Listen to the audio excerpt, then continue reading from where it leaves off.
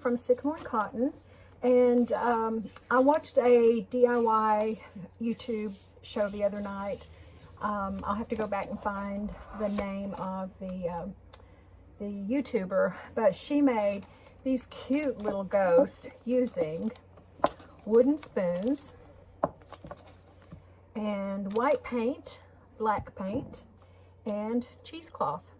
So I went shopping, well, I went shopping at the Dollar Tree for wooden spoons like this, and they didn't have them. They had the larger ones that sold for $1 each, but these are a little bit smaller, and that's what she used, and that's what I wanted to use. So I got these out of my stash. They were actually the plain ones that I had stained for decorative use, and thought, well, why not? We'll go ahead and use these. So I'm just going to apply some of the white, let's see which brush I have. Yeah, let's use this one.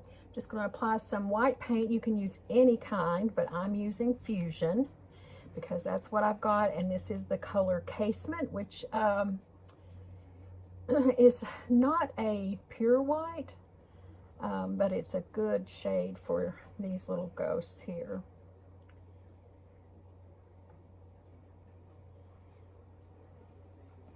And of course, I'm going to have to let them dry. So I'm going to prop it against my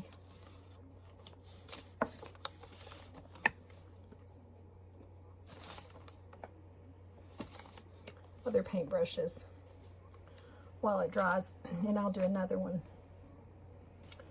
These are so cute and so simple to make. They'd be a great little activity to do with your kids. They're inexpensive, and they really make a cute addition into your Halloween displays that you do in your home. She set hers up on a table centerpiece with other things that she had made. She had some really cute ideas. I will post her link because I really enjoyed watching her ideas the other night. I'll try to post a link. I think it was called Mother Time. Her YouTube page is called Mother Time. That's absolutely it. T-H-Y-M-E, as in the spice. So let's let that dry. And I'm going to do the other. And I have two different sizes. I have this taller one, and I have two that are shorter. They're the same height, and they're a little bit shorter than this one. And if you want them to be varying heights, you know, you can always cut them down if you want them to be shorter.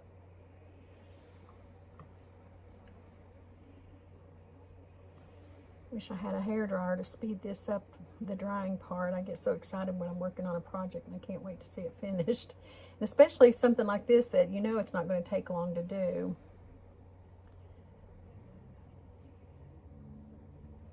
So let's let that one dry.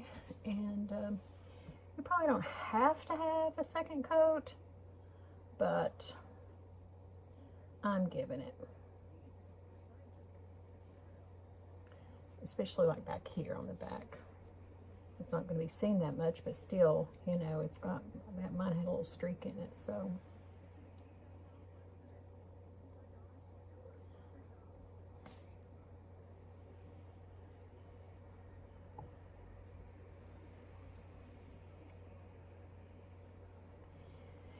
And just as a reminder, anytime you're doing a decorative gathering of things, whether it's decorating your mantle or your the end of your table or centerpiece for your dining table or buffet or whatever it is, you need to use groups of 3. So or odd numbers at least. If you were going to have a bunch of these little ghosts in your display, you would want to finish with an odd number. So 5 or 7 or 9 or 11, 13. You don't want to have an even number. It just, you know, design experts have always said that that just adds a more element of, you know, a more aesthetic element when it's an odd number. And I found that to be true. So let's let these dry and then I'll be back.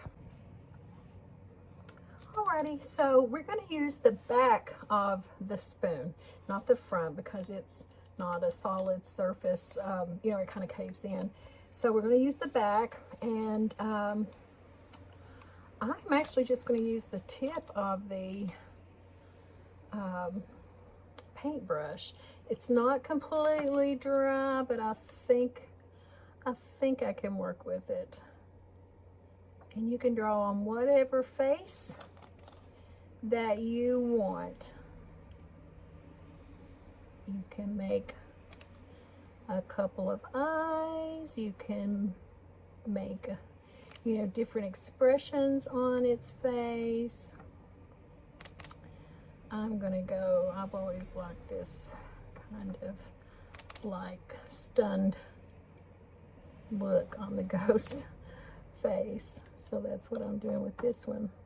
Okay, see there? Now, we're gonna let that dry. And then all we do is take our cheesecloth. Now this is actually cheesecloth that I've used before. And it's a little bit colored. It's not the bright white. You can use whichever, and I'm going to end up having to use the bright white, the clean. Well, this is clean, but I have used it several times to strain where I've made almond milk at home, which is really delicious. And my husband loves it when I make it. But since I've got 3 and I've only got enough cheesecloth there for 1 or maybe 2, I am going to use the new that hasn't been used, because I'd rather have it be uniform. So there's the first ghost. We'll let it dry now, and let's see if our next one, they're not quite dry yet. I'm kind of rushing things along a little bit, but let's go ahead. I think this one will work now.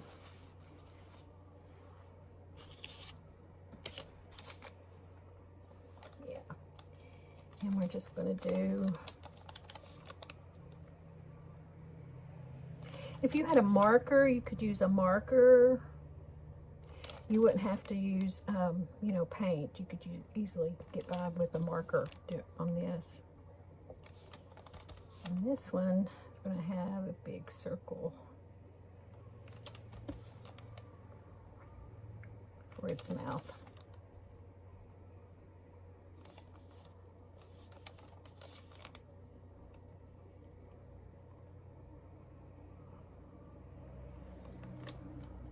There you go.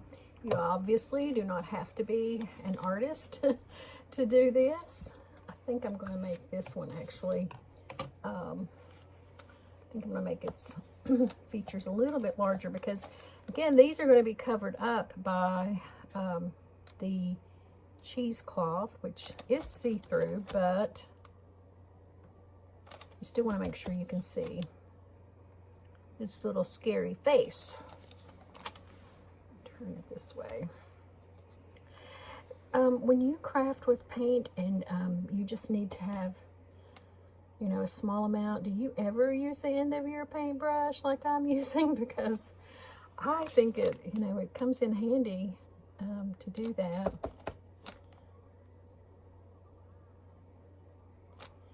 It works for me most of the time. Can get a little bit overzealous with it sometimes. I'm trying to avoid doing that right now. A little bit too much there, but let's see here. Here, I think we can do it now. Just dabbing it on.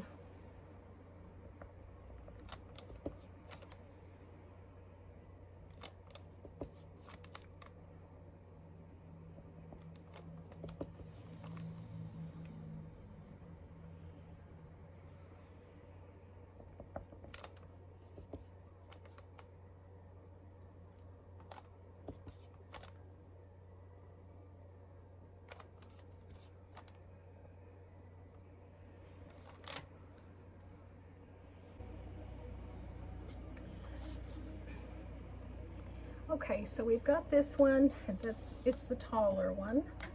And turn the radio down so I don't get in trouble for copyrights. All right, so I'm just going to drape a piece of the cheesecloth. He's already cute. So cute already. All right, now let's see if I can put a second piece over, or if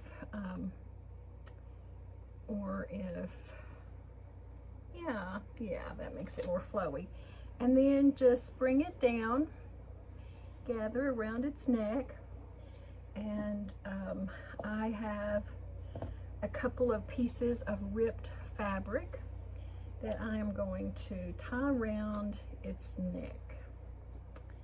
You can use what I'm using, you can, like fabric, you can use twine, you could use raffia, but really what I like is this fabric. And there we go. Look at him or her or whatever, whichever one it is. I love this. This is so adorable. It came together so easily. Is he not so cute? No? So cute. So now I'm going to do the next one, and for that I'll have to cut my cheesecloth again. And I cut about, you know, about 12 inches for that first one. I'm going to cut about 10 for the next two because they're shorter.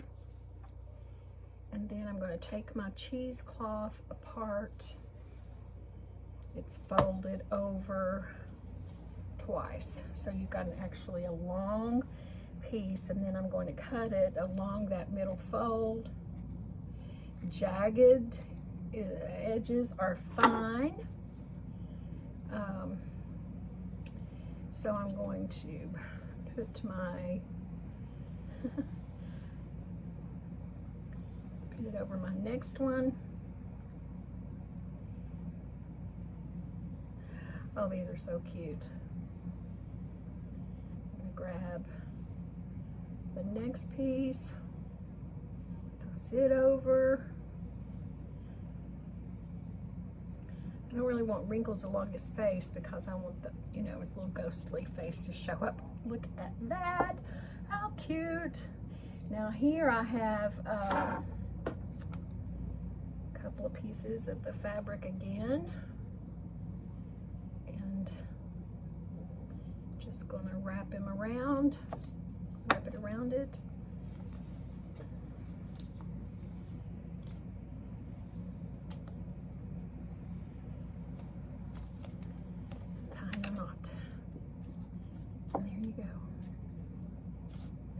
Is that not adorable? Okay. And you can leave these, you know, cause them to puff out or flatten them out. I like them when they're kind of puffy like that. I'll put it in with the other cup, and I'll cut the cheesecloth for the next one.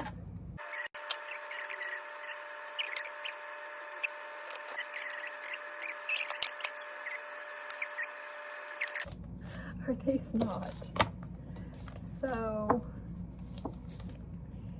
cute? Oops, I'm just looking backwards. Aren't they cute?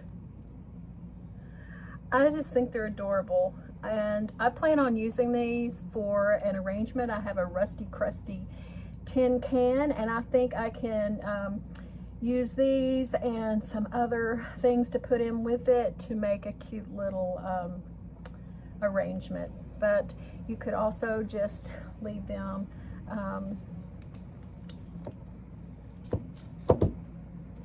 in a vase or a cup or a mug. This mug's a little short, but there they are. So cute. I'm really happy with them. really easy to make. Hope you enjoy them. Let me know if you try to make them yourself, or if you have made something like them, or you know, exactly like these before.